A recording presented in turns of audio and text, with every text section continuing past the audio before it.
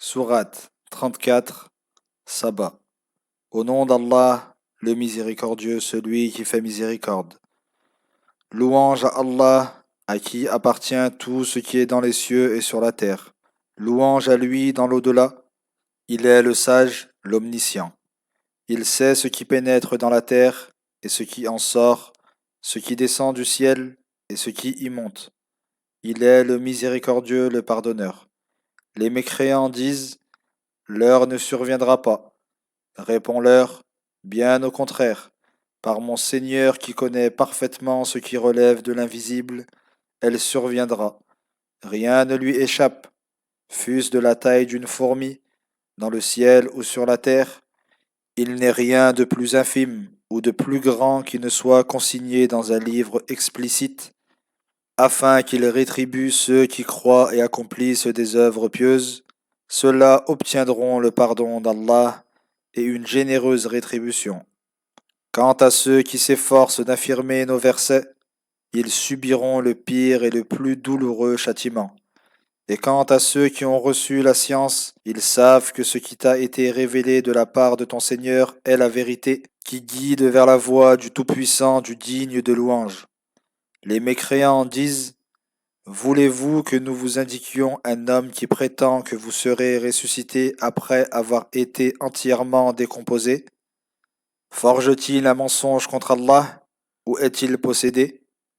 Non, mais ceux qui ne croient pas en l'au-delà sont voués au châtiment et à un égarement profond. Ne voient-ils donc pas le ciel et la terre s'étendre de toutes parts autour d'eux? Si nous le voulions, nous les ferions engloutir par la terre, ou nous ferions tomber sur eux des pans du ciel. Il est en cela un signe pour tout serviteur repentant. Par Allah, nous avons accordé à David une grâce de notre part. Ô montagnes et oiseaux, célébrez avec lui la gloire d'Allah. Nous lui avons rendu le fer malléable en lui disant: façonne de longues côtes de mailles et rivette-les bien. Accomplissez des œuvres pieuses, ô membres de la famille de David, je connais parfaitement vos agissements. Nous avons également mis au service de Salomon le vent, grâce auquel il parcourait une distance d'un mois de marche en une matinée et autant en un après-midi. Nous avons fait couler pour lui la source du cuivre. Par permission de son Seigneur, des djinns travaillaient sous ses ordres, et quiconque parmi eux se soustrayait à notre commandement, nous lui faisions goûter le châtiment du brasier. Il réalisait pour lui ce qu'il voulait comme édifice élevé, effigie, plateau semblable à des bassins, et marmites solidement ancrées. Ô membres de la famille de David, soyez par vos actes reconnaissants. Peu de mes serviteurs sont reconnaissants. Lorsque nous avons décrété sa mort, les djinns ne s'en rendirent compte que grâce au termite qui rongea le bâton sur lequel il s'appuyait.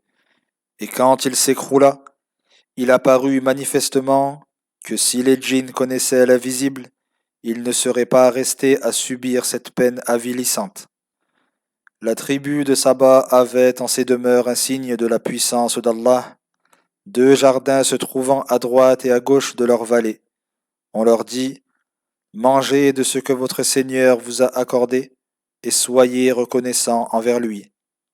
Cette contrée est bonne, et son Seigneur pardonne. Mais ils se détournèrent de notre ordre. Nous fîmes alors déferler sur eux les flots d'Al-Harim, et nous transformâmes leurs 2 vergers en 2 jardins, n'offrant plus que des arbustes aux fruits amers, des tamaris et quelques rares jujubiers. C'est ainsi que nous les avons rétribués pour prix de leur mécréance.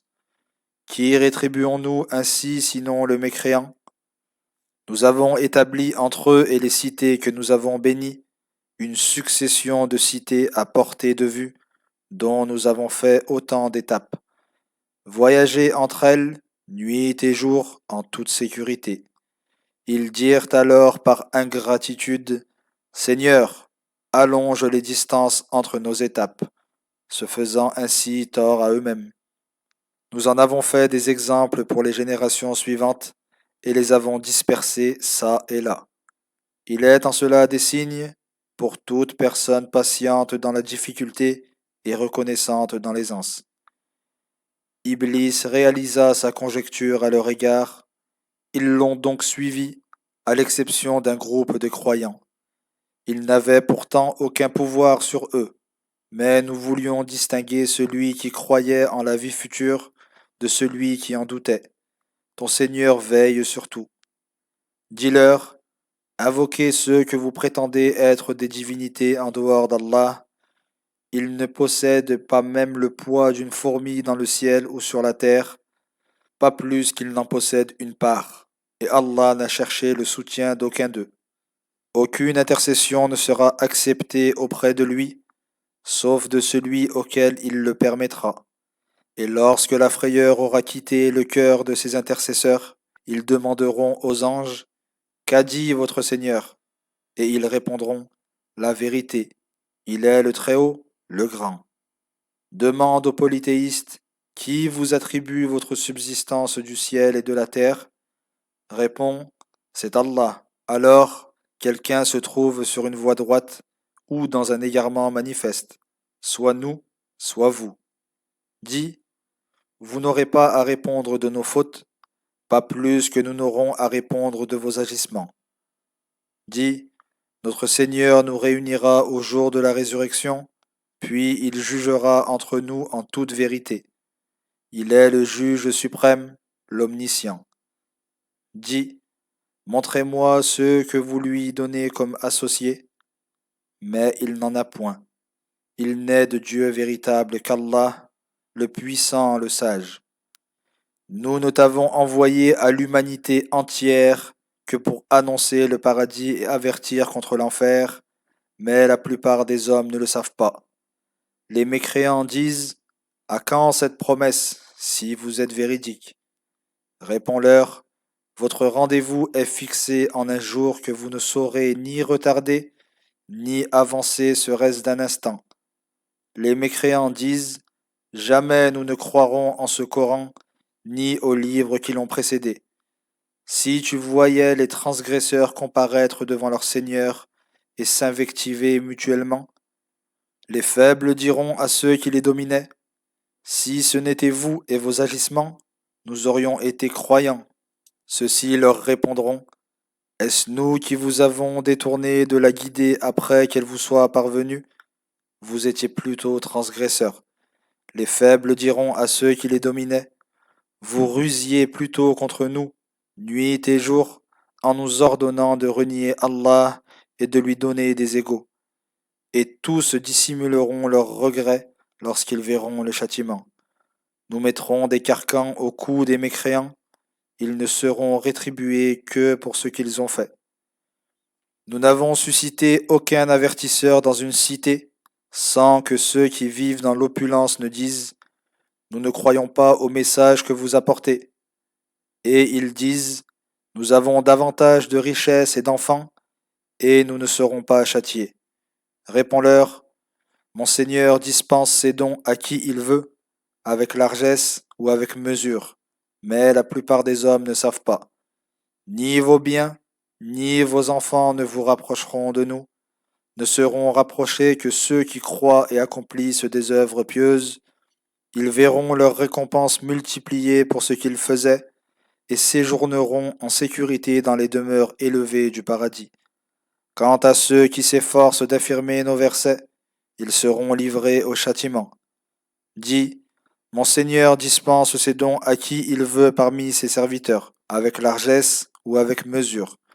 Tout ce que vous dépensez dans l'obéissance à Allah, il vous le rend, car il est le meilleur des pourvoyeurs. Si tu les voyais le jour où il les rassemblera tous, et dira aux anges, est-ce vous que ces gens-là adoraient? Ils répondront, gloire et pureté à toi, tu es notre seul maître. Ils adoraient plutôt les démons en qui la plupart d'entre eux croyaient. En ce jour, aucun de vous ne pourra être utile ou nuire à autrui, et nous dirons aux transgresseurs, goûtez au châtiment du feu que vous démentiez. Quand nos versets clairs leur sont récités, ils disent, Ce n'est là qu'un homme qui cherche à vous détourner de ce qu'adoraient vos ancêtres, et ils disent, ceci, le Coran, n'est qu'un mensonge inventé. Et face à la vérité qui leur est parvenue, les mécréants disent, ce n'est là qu'une magie manifeste. Pourtant, nous ne leur avons donné aucun livre à étudier, et nous ne leur avons envoyé avant toi aucun avertisseur. Leurs devanciers, tout comme les Mécois, qui n'ont pas atteint le 10e de ce que les premiers possédaient, ont crié au mensonge et démenti mes messagers. Vois quelle fut ma réprobation. Dis, je ne vous exhorte qu'à une seule chose, vous efforcez, pour Allah, de parvenir à la vérité, par groupe ou individuellement, et méditez. Vous constaterez alors que votre compagnon Mohammed n'est nullement possédé. Il n'est chargé que de vous mettre en garde contre un dur châtiment. Dis, gardez le salaire que j'aurais pu vous réclamer. Ma rétribution n'incombe qu'à Allah, il est témoin de toutes choses. Dis, mon Seigneur envoie la vérité à ses messagers. Il connaît parfaitement les choses apparentes et cachées. Dis, la vérité est venue. Quant au faux, il a disparu et ne reviendra jamais. Dis, si je m'égare, c'est à mon propre détriment. Et si je suis bien guidé, c'est grâce à ce que mon Seigneur me révèle. Il entend parfaitement et il est proche de toutes choses. Si tu voyais leur frayeur lorsqu'ils ne trouveront aucune échappatoire et seront saisis en un lieu proche, ils diront alors, nous y croyons. Mais comment atteindraient-ils la foi d'un lieu si éloigné, alors qu'auparavant ils la reniaient et se perdaient en conjectures très éloignées de la vérité? On les empêchera d'atteindre ce qu'ils désirent, comme cela fut auparavant le cas pour leurs semblables troublés par le doute.